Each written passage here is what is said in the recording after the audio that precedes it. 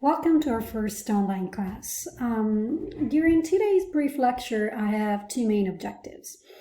First objective, I intend to provide you with a framework to explore the meaning of global justice. And second objective is to introduce you to the concept of just war, and more general to the debates surrounding one of the oldest issues in the field, which is the conduct of war and the possibilities for peace. The readings for the sessions, as you should know by now, are three. One by Thomas Poggi, which is a preface to a volume, and it serves the purpose of helping you familiarize with some of the main questions and approach to the study of global justice. The second and the third deal instead with war and peace. Let me just say a few words about Michael Walzer and about his afterword. As you may already know, Walzer is an American political theorist and one of the most prominent and controversial thinkers on the morality of warfare. His landmark study, Just and Unjust Wars, which was published in 1977, remains a modern classic, even if Walzer framed his account around assumptions about aggression and defense between sovereign states.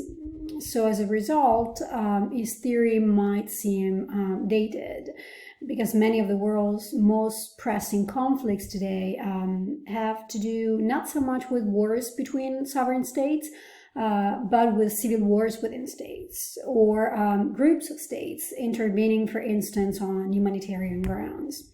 And yet, at a closer reading, many scholars believe that Walzer's account of justice, of resorting to force in international affairs, remains relevant and important. I couldn't ask you to read the entire book, even if I'd like you to do that. So I gave you the afterword, hoping that it would spark an interest in you. Some of the questions that Walzer raises in the afterword will come back in the course. So use that reading and this short recording as a first introduction to the topic. So global justice, what does it mean now? In the past few decades, there have been compelling reasons to reflect upon questions of justice and the connections between the national, international, and global levels that shape them. We can think of many urgent and pressing problems that have challenged the traditional understanding of justice and have pushed the boundaries of our imagination. Central issues among the public at large are, for instance, the enormous gap between rich and poor, the problem of economic inequality and its reverberations in the political realm. This has been critically important since 2008. Since the 2008 financial crisis, and we can just start to imagine what it will be like after this pandemic is over. The urgency dictated by climate change and its implications, or the changes in the international distribution of power with a relative decline of the so-called West. We've been thinking about the possible consequences for the evolution of the international system and various aspects of justice. Or again, the role of international organizations in shaping norms. Think of the WTO as an important focal point for discussion about global economic injustice, or the United Nations and its Millennium Development Goals that we could investigate to examine global gender injustice. Or again, always thinking of inequalities, we could ask questions about large inequalities in health outcomes and opportunities for health. Consider life expectancy. Consider how unevenly the burden of disease is spread.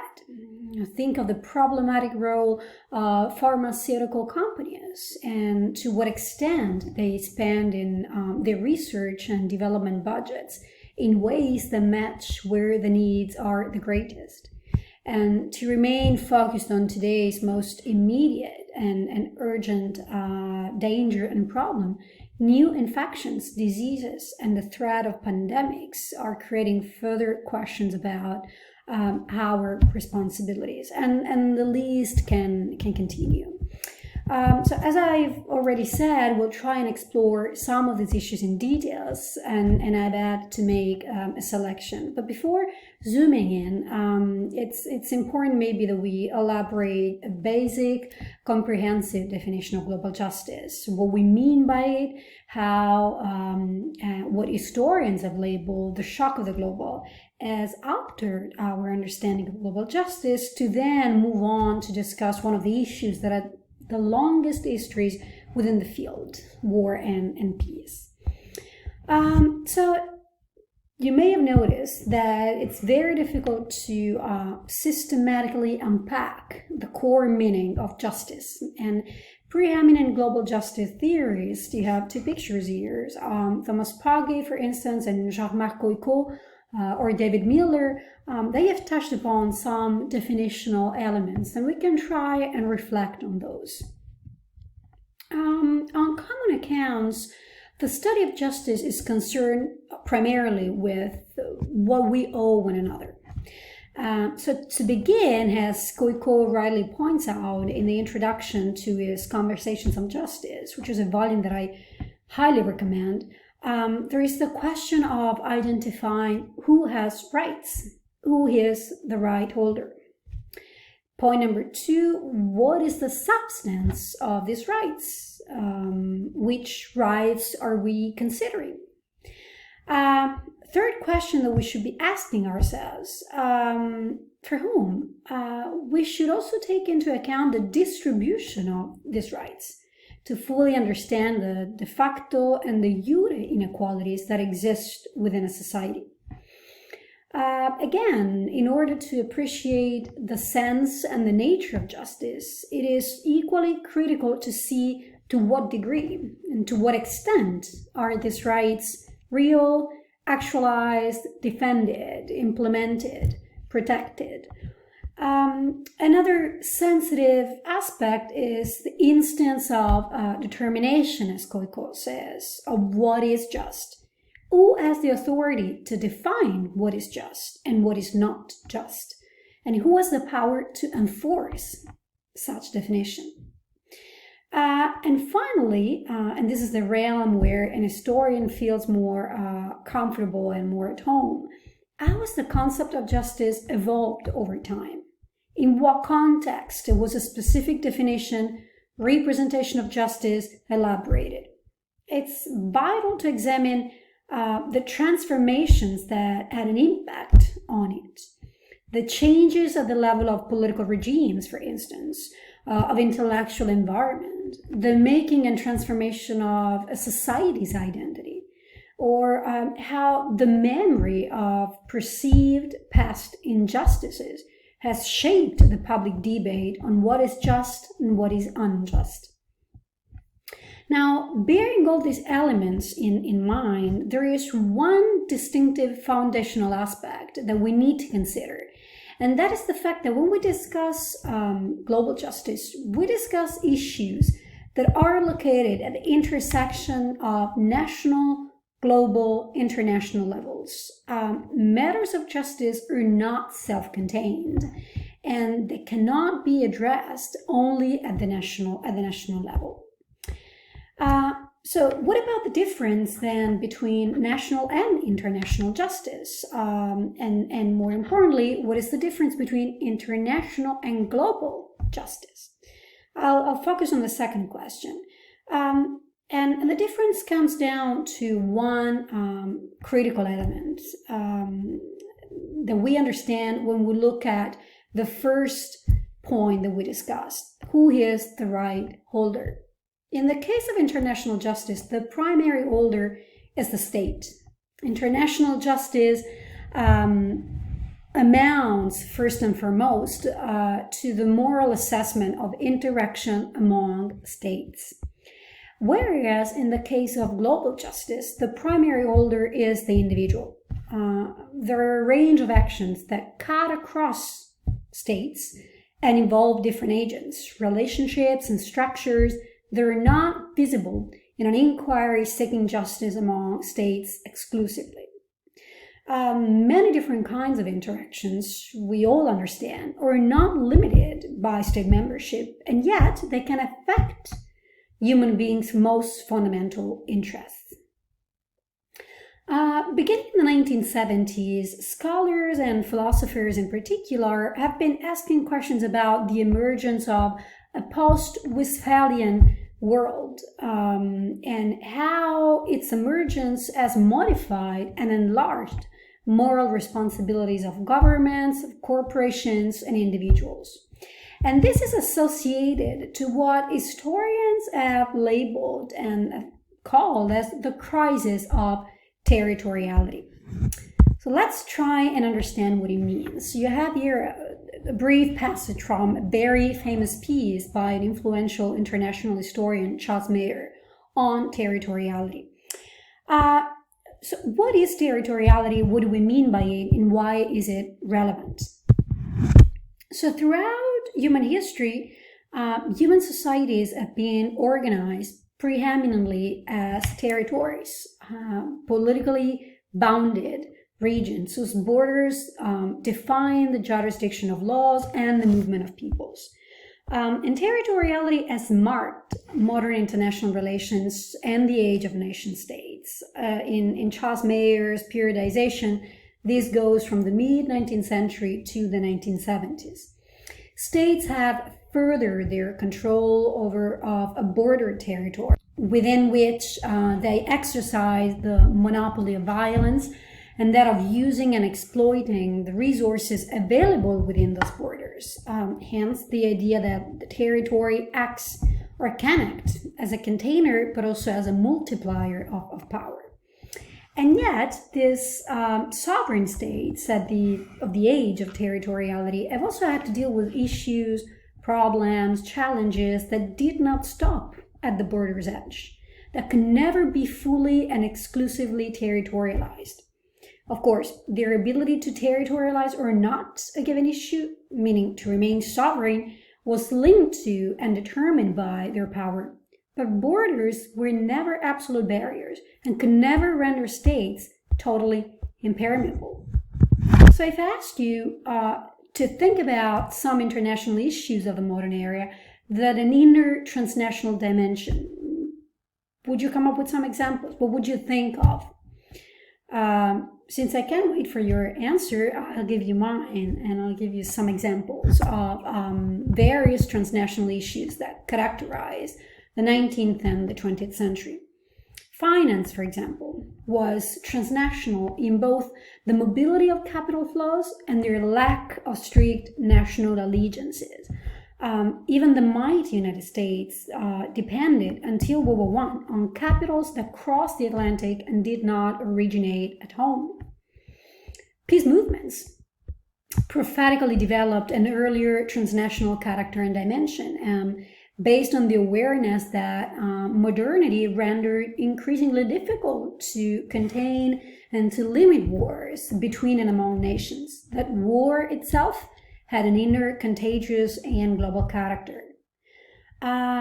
Movements of people were hard to control and plan, and certain frontiers, think again of the permeable frontier of the United States and its border with Mexico. Well, certain frontiers existed mostly on paper. They were mutable and undefined borderlands more than fixed frontiers. Were marked by constant bidirectional crossings and inhabited by populations that simply lived across and on the frontier, not divided by it. And finally, again, thinking of today, epidemics and health diseases, then as now, did not obviously stop at the borders.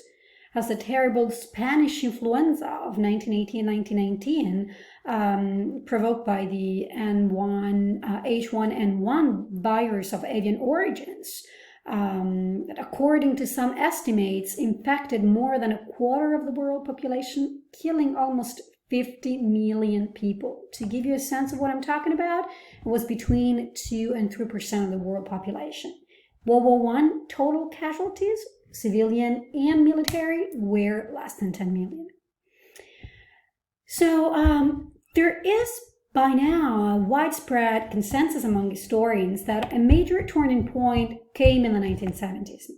And we commonly refer to the decade as the decade of the crisis of territoriality. And why is that? Why was there a major change between the late 1960s and the early 1980s? Well, several explanations can be offered, and they mainly revolve around the role played by the enormous technological breakthroughs, the deepening and widening of the process of globalization that enhanced interdependence and accelerated to some extent the erosion of state sovereignty. And another important element to consider is the neoliberal turn of the late 1970s that gradually unfolded a decade later, and a decade that historian Daniel Rogers called the Age of Fracture, which was characterized by the weakening of state institutions and by the centrality of the individual and of the individualized notion of rights. We will further examine this evolution in future sessions, and we will talk about other examples of this crisis of territoriality, nuclear weapons, new environments, and human rights. But this introduction is useful, I hope, to understand that the responsibilities that we owe one another in a globalized post-Westphalian world have changed. And here you can find, you can enlarge the PowerPoint and you can read the set of questions that can trigger your reflections on the topic. We can now turn our attention to the issue of war and peace that for centuries have been the focus of a moral reflection on international relations. As we're all aware, we have been living in an age of almost perpetual war. Low intensity, invisible, hidden, if you will, quasi-painless form of war, at least for one side. Think about drone warfare. And yet a war justified by those promoting it, primarily the United States, as a necessity, as an obligation, a strategic, a political, an ethical obligation, as a right, as perhaps the right, as a just war, in other words. The language of just war has been redefined, strengthened, polished, rethought, codified, and normed. And it has been increasingly deployed. I don't know how many of you remember it or have ever read it, but think of Barack Obama's speech when he accepted the Nobel Peace Prize. You can find his full speech by clicking on the link that you can see here on the slide. And here is a short, brief passage, which is very interesting and I believe significant from our perspective. So over time, the concept of a just war emerged, Obama said, condensing in a few effective words a long-term theoretical, ethical, and political discussion, suggesting that war is justified only when certain conditions were met, Obama said. War is never glorious. War, it is a necessity. It's necessary and it's tragic. So to sum up, it's a tragic necessity. And as a necessity that is never glorious, it's essential to aim at fixing some rules and norms, demarcating a perimeter, an operational, a political, ethical, and over time legal perimeter on how war can and should be conducted. War is a social activity. This is what Michael Walzer wrote in the famous book that I mentioned, Just and Unjust Wars. And as such, it is not and should not be the realm of moral anarchy. The action of both decision makers, meaning those who choose the tragic necessity of war, and of those who are in charge of putting war into practice, the war's actors, are and must be subjected to scrutiny. Over time, such scrutiny has increasingly acquired a legal and not just ethical and political character. The just tradition produced over the years, and increasingly so post-1945, an ever-expanding body of international agreements, unfolding a process of codification that legalized such tradition, embedding it into international law and the law of war.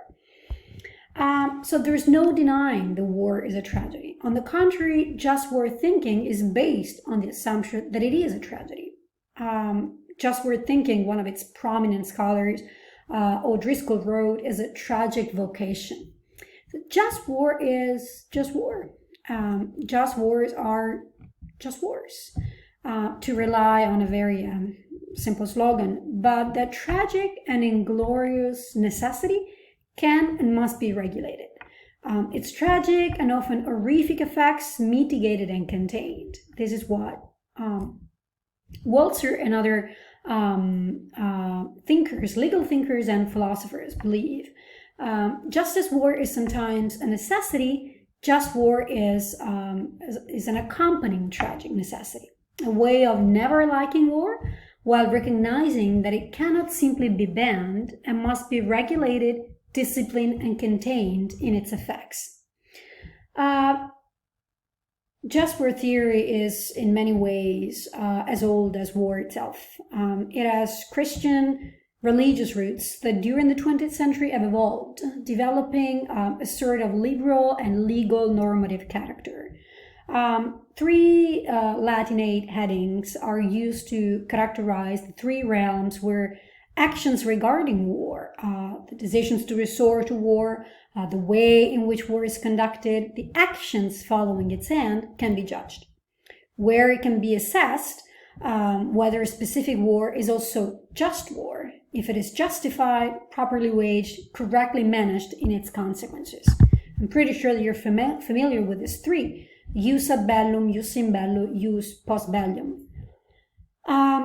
So in a nutshell, what is the jus ad bellum? The jus ad bellum engages with the reasons states have for fighting, for choosing the option war, for considering it an escapable as much as tragic necessity. A set of principles have been defined to determine the justice and therefore the legitimacy of war, the conditions that justify the resort to war by a community.